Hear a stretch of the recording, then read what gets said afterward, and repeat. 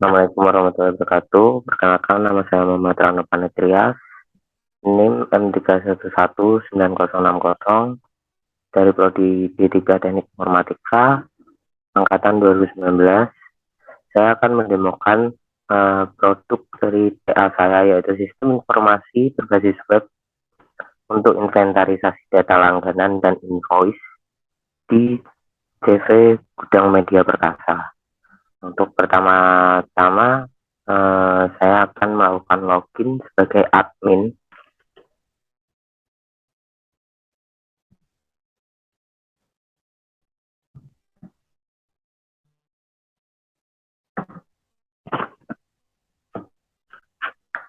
Setelah berhasil melakukan login, maka sistem akan mengarahkan pada dashboard admin. Nah, di dashboard admin dapat melihat chart untuk jumlah invoice, invoice terbayar, invoice belum terbayar, invoice tidak dibayar, sesuai dengan tahun dari data-data invoice tersebut. Di bawahnya juga ada keterangan untuk jumlah invoice dalam bentuk jumlah dan juga rupiah. Lalu admin dapat mengakses beberapa halaman master, yaitu yang pertama profil dari CV itu, masternya itu ada pada halaman profil master, pada halaman profil. Nah, di sini admin dapat mengedit profil. Dan di sini admin dapat mengedit profil dari CV itu jika diperlukan. Lalu ada juga edit logo ataupun icon jika diperlukan. Kemudian ada daftar VPN. Nah, di sini admin dapat melihat data-data VPN yang sudah tersimpan di database. Nah, pada halaman ini admin dapat menambahkan VPN dengan cara memasukkan tahun dan juga jumlah VPN. Lalu admin tekan tombol create untuk menyimpan di dalam database data VPN tersebut. Selain itu, admin juga dapat mengedit data VPN tersebut. Lalu tekan tombol submit untuk merubah data VPN yang dipilih tadi. Kemudian ada metode pembayaran. Pada metode pembayaran juga sama dengan daftar VPN. Ada daftar dari data-data metode pembayarannya. Lalu ada tombol tambah metode pembayaran untuk menambah data metode pembayaran, dan juga ada tombol edit untuk mengedit atau mengubah data-data metode pembayaran. Begitu juga dengan daftar bank, sama dengan daftar VPN dan juga metode pembayaran tadi. Kemudian ada master BTS, yaitu pada daftar lokasi. Jadi ini lokasi dari BTS yang dimiliki oleh CV Gudang Media Perkasa. Sama dengan halaman master yang sebelumnya tadi.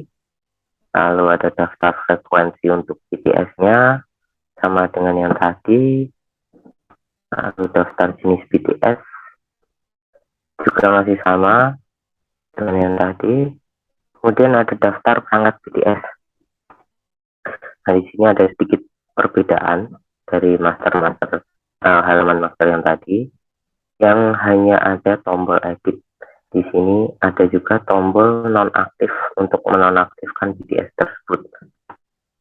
Jadi jika perangkat BTS itu sudah tidak digunakan, maka admin dapat menonaktifkan agar perangkat BTS ini tidak dipilih dalam form pemesanan. Lalu lanjut pada daftar layanan, sama dengan master data. Pada halaman daftar perangkat BTS tadi ada tombol nonaktif untuk menonaktifkan layanan yang tidak dipakai agar tidak dapat dipilih lagi dalam form pemesanan. Lalu ada daftar pelanggan. Di daftar pelanggan ada filter sesuai dengan status, itu dapat dicari dengan status ataupun dengan kata kunci nama yang hampir mirip dengan pelanggan. Langsung saja tutorial untuk menyimpan data langganan dari pelanggan yang berlangganan pada CV Gudang Media Perkasa. Nah, yang pertama, admin mengakses halaman form pemesanan. Di dalam halaman pemesanan ini ada dua form, yaitu pelanggan baru dan pelanggan on progress. Untuk pelanggan baru itu pelanggan yang belum ada datanya di daftar pelanggan. Nah, kebetulan tadi ini tadi database sudah saya kosongkan, jadi tidak ada daftar pelanggannya. Jadi untuk pelanggan baru itu pelanggan yang belum mempunyai belum tercatat ataupun belum tersimpan datanya di database CV Gudang Media Perkasa. Lalu untuk pelanggan on progress itu pelanggan yang masih menanyakan layanan ataupun langganan yang akan dipilih oleh dia. Nah, saja untuk pelanggan baru saya berikan contoh.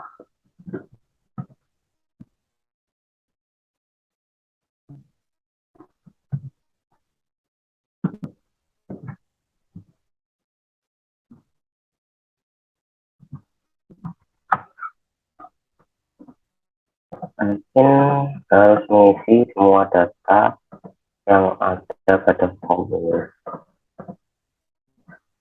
Dan data ini hanyalah contoh.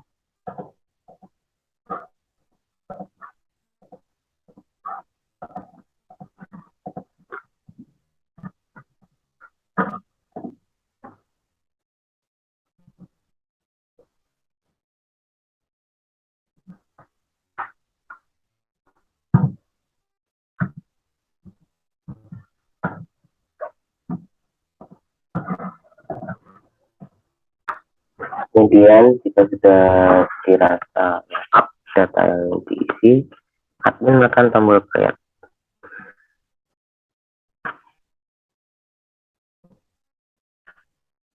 Kemudian sistem akan mengarahkan pada daftar pelanggan dengan status pending. Nah, di sini sudah terfilter untuk status pending. Lalu admin juga dapat melihat langganan tadi dengan cara menekan tombol dengan icon mata. Nah, nanti akan muncul mode langganan beserta statusnya. Ini kalau status langganan yang baru diinfokan itu aktif dengan keterangan dalam proses pembayaran. Selanjutnya di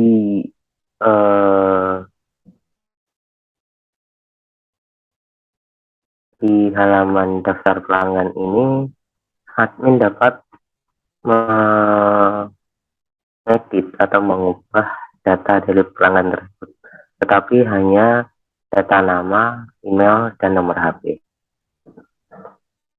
Kemudian admin juga dapat memberikan VPN ataupun status VPN aktif atau tidaknya dari pelanggan itu dengan cara menekan tombol ataupun text box ya di salah satu data pelanggan tersebut. Jika berhasil mengubah status VPN, maka sistem akan mengeluarkan alat seperti ini. Status VPN Rano berhasil diubah. Jika di refresh, maka tetap datanya akan tidak tercentang atau tercek. untuk mengubah lagi seperti ini. Nah, selain itu admin juga dapat mencetak detail dari pelanggan tersebut yang berisi data dari pelanggan, yaitu nama, email, nomor HP, lalu dengan statusnya pending karena pada sistem informasi ini pelanggan belum melakukan unggah bukti pembayaran, lalu daftar langganan, terdapat daftar langganan yang berisi langganan yang dimiliki oleh pelanggan tersebut. Kemudian ada daftar riwayat invoice, yaitu riwayat tagihan atau invoice yang dimiliki oleh pelanggan tersebut. Kemudian admin juga dapat menambahkan langganan dari pelanggan tersebut jika pelanggan tersebut ingin menambahkan langganannya. Jadi sama seperti form pelanggan baru tadi, admin harus mengisikan semua form, lalu menekan tombol pesan. Kemudian kita bisa melihat di daftar invoice. Nah, di daftar invoice ini terdapat data tadi pelanggan baru tadi dengan status invoice-nya belum dibayar. Nah, di sini admin dapat menyetujui secara manual dengan mengisikan semua form ini lalu menekan submit. Di halaman ini juga admin bisa mencetak ke PDF data dari invoice tersebut. Nah, di sini tercatat tanggal terbit, tanggal tempo, lalu CV, gudang media perkasa, lalu pelanggan, terus apa saja langganan yang dipesan di dalam invoice ini, lalu ada daftar bank dan nomor rekening yang dimiliki CV gudang media perkasa. Dan di sisi kanan ada subtotal, DPN, lalu total tagihannya. Di sisi kanan bawah terdapat stempel belum dibayar yang menandakan status dari invoice tersebut.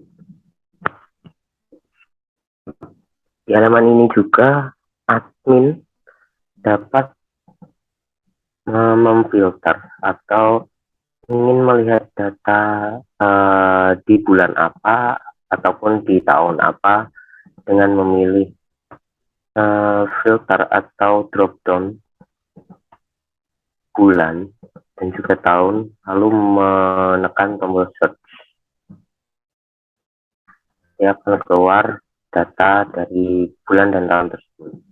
Selain itu, selain melakukan filter, di kanan tombol search ada tombol export yang dapat digunakan untuk mencetak daftar data invoice pada bulan dan tahun yang dipilih admin di filter ini, yang diubah formatnya menjadi Excel. Kita juga tekan tombolnya. Di sini akan keluar file berformat XLSX. Saya tunjukkan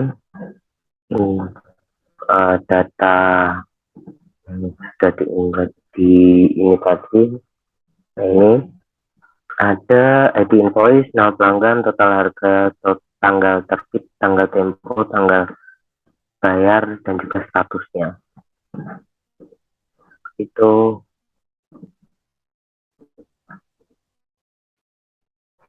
kemudian kita dapat melihat di sisi pelanggan ya, dengan cara login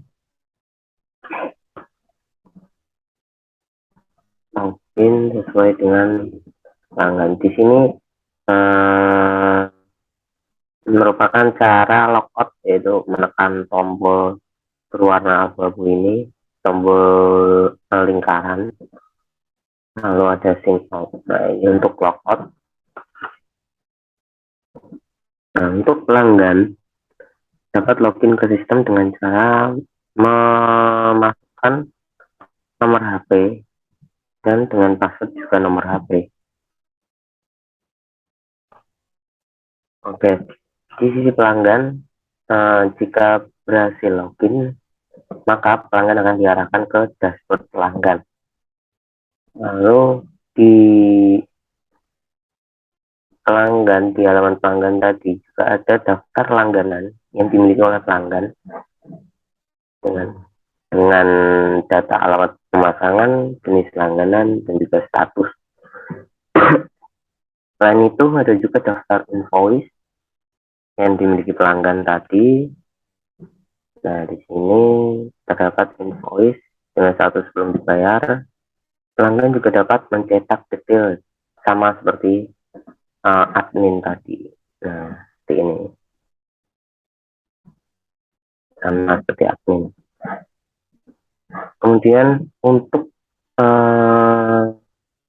pelanggan mengunggah bukti pembayaran agar invoice tersebut dapat disetujui oleh admin, pelanggan menekan tombol pada daftar invoice atau tabel invoice ini. Tombol itu dengan icon upload atau unggah. Lalu akan muncul form di bawahnya.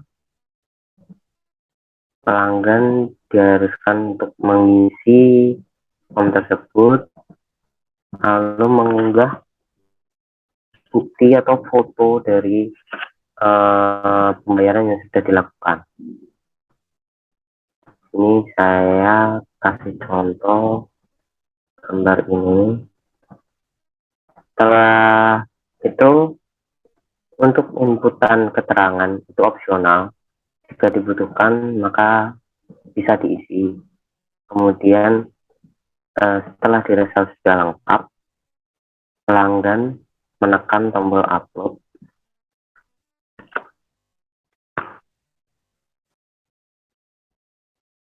Lalu sistem akan memunculkan text alert untuk bukti invoice dengan ID tersebut berhasil diunggah. Lalu pelanggan bisa melihat bukti pembayaran tadi dengan menekan icon mata. Nah, di sini ada bukti pembayaran dengan ID invoice-nya, terus metode pembayarannya, dan juga kategori bank atau bank yang digunakan untuk membayar. Nah, invoice tadi statusnya yang sebelumnya yaitu belum dibayar berubah menjadi sudah dibayar. Sekarang saya akan masuk ke sistem lagi dengan role atau sisi admin untuk menyetujui invoice yang tadi sudah dibayarkan oleh pelanggan. Nah, di dashboard admin jika sudah ada data maka akan seperti ini. Biru untuk menandakan jumlah invoice pada bulan ini, bulan September. Hijau untuk invoice terbayar. Kuning untuk invoice belum dibayar. Dikarenakan tidak ada invoice yang belum dibayar maka tidak ada grafik kuning atau batang kuning. Lalu ada invoice tidak dibayar.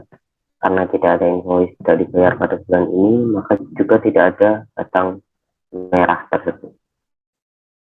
Jadi di sisi admin, jika pelanggan tersebut sudah berhasil membayar, ada notifikasi atau icon pesan atau surat di sisi kanan atas yang dapat dilihat. Itu nama pelanggan yang tadi dengan keterangan sudah melakukan pembayaran. Nah, di sini admin dapat menekan notifikasi tersebut, lalu akan diarahkan ke data tersebut. Nah, di sini admin juga dapat melihat pembayaran tadi, admin dapat menyetujui ataupun menolak.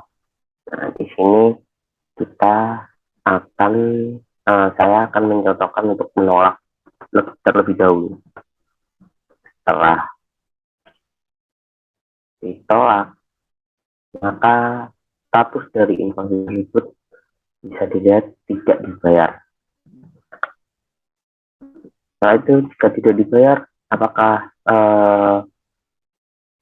pelanggan dapat memperbaiki atau tidak? Pelanggan dapat memperbaiki dengan cara tadi pelanggan login dulu dengan nomor HP, tunjukkan passwordnya nomor HP. Pelanggan mengakses daftar halaman daftar invoice. Nah, di sini statusnya juga tidak dibayar.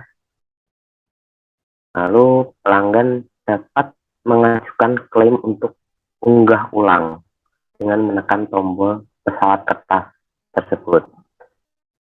Kita tunggu.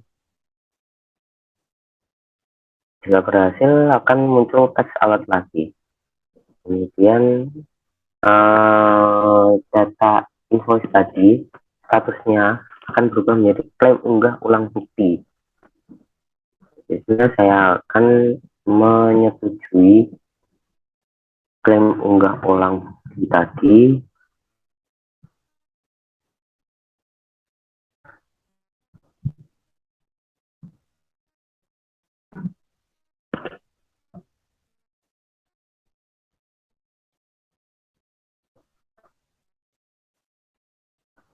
Nah, di sini juga sama, di si admin seterusnya akan berubah menjadi klaim unggah ulang bukti. Cara untuk menyetujui klaim itu, admin dapat mencentang atau menekan tombol centang di data invoice dengan status klaim unggah ulang bukti tersebut. Untuk mengakses halaman invoice juga dapat kita lihat pada icon pesan atau surat. Nah, ada notifikasi yaitu nama pelanggan dengan keterangan mengajukan klaim unggah ulang bukti pembayaran. Sama seperti pelanggan jika sudah berhasil melakukan unggah bukti pembayaran yang seperti tadi. Kita klik, sama data yang akan muncul itu sama seperti tadi. Nah, ini saya akan mencontohkan menyetujui klaim unggah ulang bukti. Nah, lalu data tadi akan berubah status lagi menjadi belum dibayar. Di sini saya akan mengunggah lagi data untuk bukti pembayaran.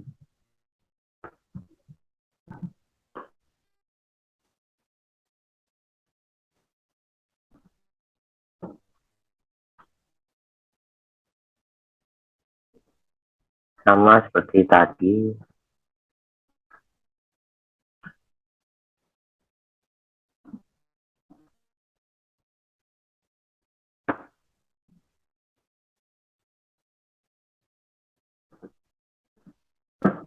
Lalu jika pelanggan sudah berhasil, admin dapat menyetujui invoice yang datanya sudah diunggah bukti pembayarannya.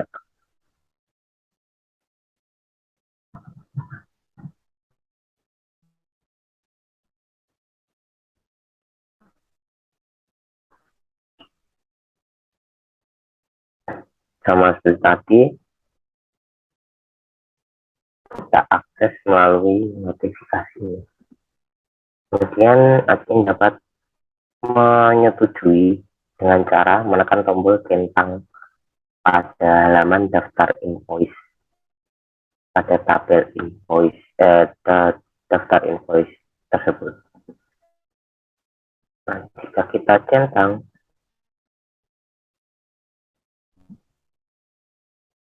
maka statusnya akan berubah menjadi lunas. Oke, kemudian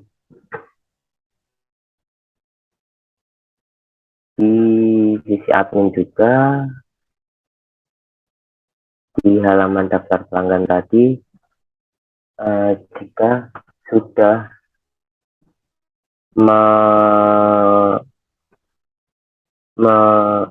jika sudah statusnya berubah menjadi aktif, dapat muncul tombol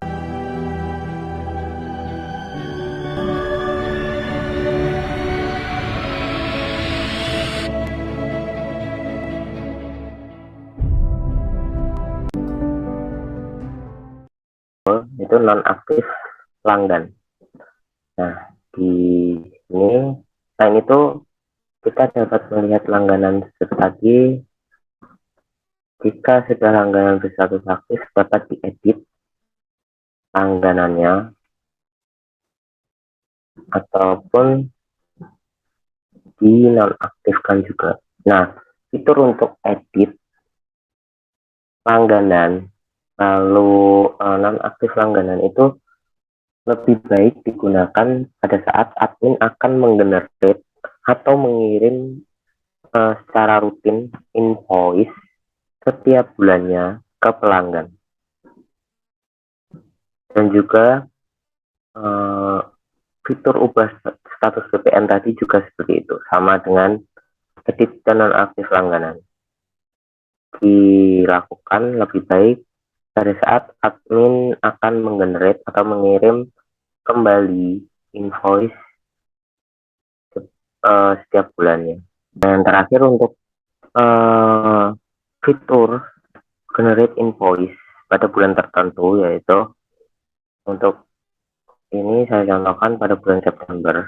Admin dapat melakukan generate dengan cara mengakses halaman daftar pelanggan, lalu akan muncul form seperti ini di halaman itu di pojok kiri atas. Lalu admin harus mengisi tanggal jatuh temponya.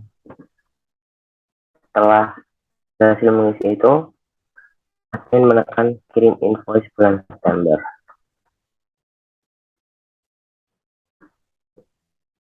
Dan kita lihat pada halaman daftar invoice, nah terbentuk atau terbuat invoice baru pada bulan September ataupun pada bulan-bulan lainnya jika admin menggenerate tersebut. Kemudian saya akan mencontohkan menyetujui secara manual. Nah, seperti ini. Nanti akan berubah status menjadi lunas langsung.